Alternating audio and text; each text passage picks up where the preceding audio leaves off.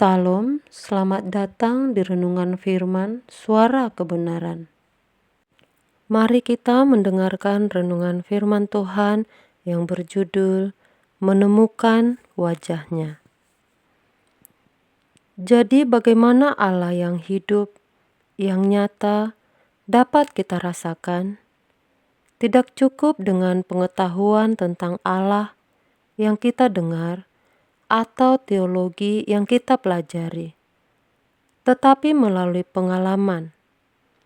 Itu pun tidak mudah terjadi atau berlangsung dalam hidup seseorang, kecuali orang tersebut benar-benar haus dan lapar akan kebenaran, dan mengosongkan bejana hatinya untuk siapapun dan apapun selain hanya menyediakannya bagi Tuhan.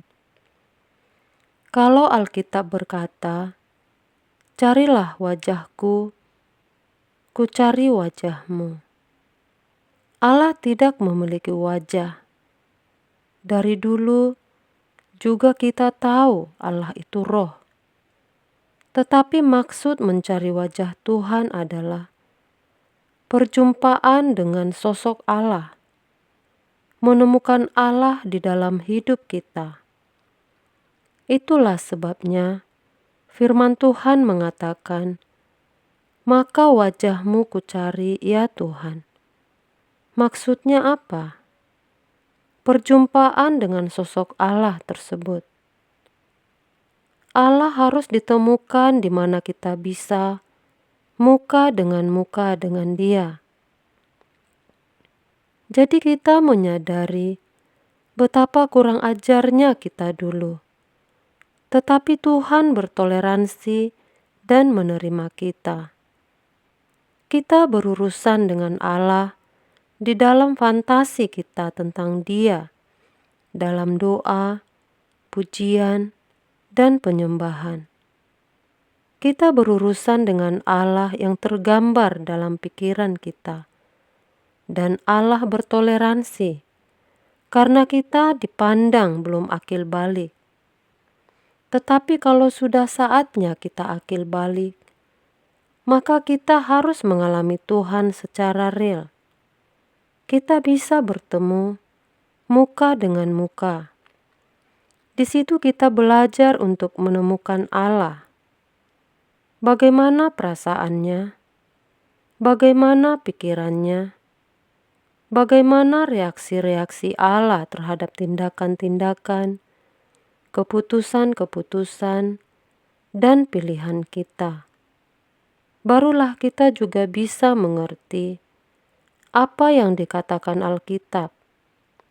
Misalnya di Mazmur 30 ayat 8, Mazmur 27 ayat 9, dan banyak lagi. Sekarang kita merasa kita mengerti sekali ketika kita tidak berjalan di dalam trek yang benar. Maka Allah meninggalkan kita. Bukan meninggalkan dalam arti tidak akan bertemu lagi.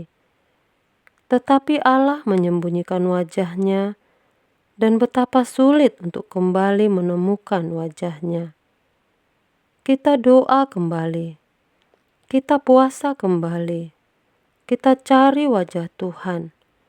Karena hati kita harus bersih. Motivasi hidup kita benar-benar lurus. Bejana hati kita harus kita kosongkan terhadap siapapun dan apapun. Kita bukan hanya bagi Tuhan. Menjadi seorang Kristen dari kecil itu bukan jaminan kalau dia telah mengenal Allah. Bahkan sekalipun dia rajin ke gereja, lalu sekolah Alkitab, jadi doktor teologi. Apalagi kalau sekolah teologi hanya karena mau mencari hidup atau sekedar kesenangan, maka dia pasti tidak pernah menemukan Allah. Orang yang menemukan Allah itu menemukan wajahnya.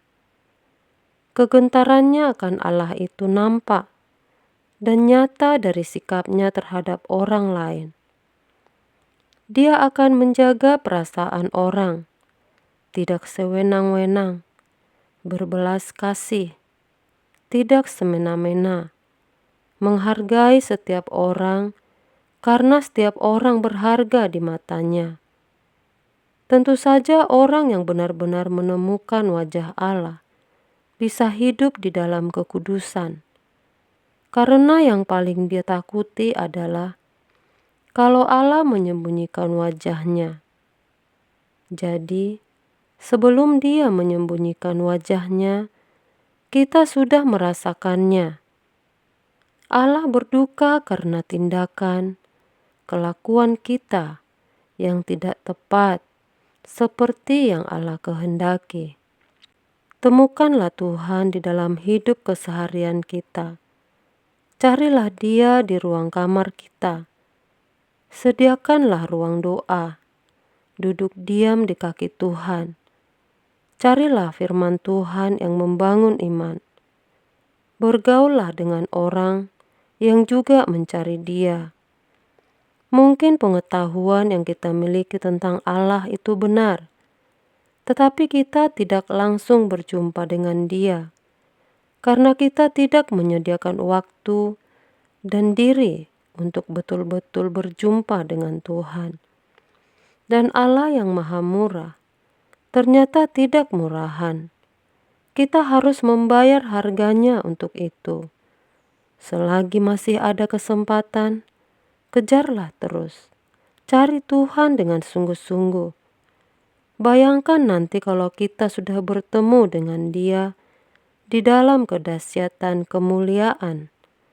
Ternyata kita belum berjumpa dengan Dia, tapi kita hanya berjumpa dengan bayang-bayang dan fantasi. Pikiran bisa diisi dengan pengetahuan, tetapi perasaan tidak bisa diisi dengan pengetahuan, kecuali pengalaman.